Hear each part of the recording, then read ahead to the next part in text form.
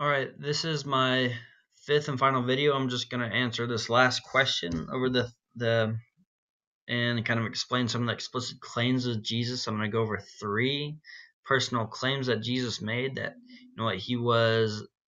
that he claimed to be the Messiah, that he claimed to be the Son of God, and that he did claim to be divine. I'm going to talk a little bit about these. Number one, that he was the Messiah. Several times throughout the New Testament documents, he confesses to being the Messiah. Three of the big instances is his confession to Peter. You know what, he turns to his followers and he asks, "Who do people say that I am?" And they're given answers, and Peter says, "You're the Messiah. You're the one. You're the anointed one we've been waiting for." And Jesus doesn't deny it. Says, "You know what? You're right. I am the Messiah. And you know what? Flesh and blood didn't reveal this to you, but my Father in heaven revealed this to you," which is also a claim to being the Son of God, which is another claim that he had. Get another messianic claim for himself was to John the Baptist. John the Baptist, who was a historical figure not just through the New Testament documents, but through Josephus. We know John the Baptist had disciples as well and a following. And his disciples came to Jesus and asked if he was the Messiah, and Jesus said, "Well, look, I'm the Messiah. There are people are healed, the sick are healed, the blind see, the dead are raised." So again, he attested to John the Baptist. And again, when he was under examination by the Sanhedrin, he confessed to them that he was the Messiah. He said, "I am the Messiah, and you will see the Son of Man coming in the clouds of heaven." Coming with all of his angels, which is a prophecy in Daniel 7. So yeah, Jesus did claim to be the Messiah. He did claim to be the Son of God.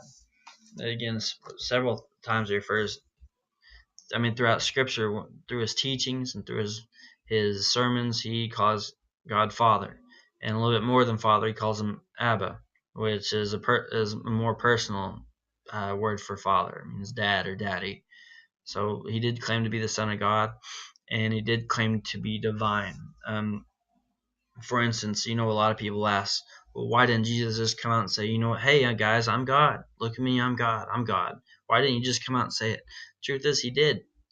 He did. In John 8, we hear of an account where, a lot of the scribes, a lot of the Pharisees are engaging in him, asking him, why don't you just tell us who you are? Tell us who you are. Why won't you tell us who you are? The whole time, guess what Jesus is doing? He's telling them who he is. This is at the end, he does come out and say, before Abraham was, I am. But he couldn't just do that, because as soon as he said that at the end of this conversation, what did they try and do? They tried to kill him. They just shut up in the conversation, then try to stone him.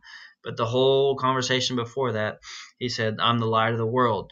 In verse 12, verse 16, I'm the judge, I'm the law, I'm the son. I came from the Father, I come from above. Over and over, he's trying to tell him, I'm divine, I'm from heaven, I'm sent from heaven, I'm the law, I'm the word, I'm sinless. He kept saying this over and over and over, and they kept asking him, well, who are you? We know where we're from. You don't know where you're from. We know we're from Abraham. And that's when Jesus said, look, Abraham rejoiced to see my day, and he did. And they're like, you're not even 40, you're not even 40 years old. He just looks at him and says, look, before Abraham was, I am. And that ended the conversation. He said, I am God. That's what he said, because I am is the sacred name of God given by God to Moses in the burning bush, the great I am. I am who I am, and that's who Jesus claimed to be right then and there. That's why he doesn't go around saying that all the time, because that just shuts him up right there. That's just the end of the conversation. They don't want to hear it. They just try and kill him.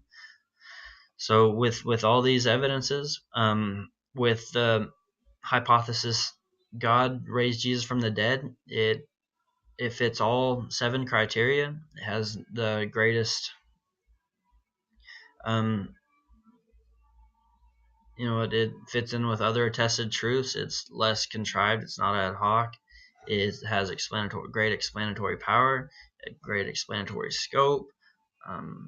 It's plausible. The only thing one would have to do is reject naturalism. That's what this all boils down to. So, as we establish the fact that God exists, that there's a creation, therefore there has to be a creator, then there's no then there's no reason to accept the hypothesis is that Jesus didn't rise naturally from the dead, but that God raised Jesus from the dead, according to all these evidences. So that will conclude my presentation, and this is the 5th recording.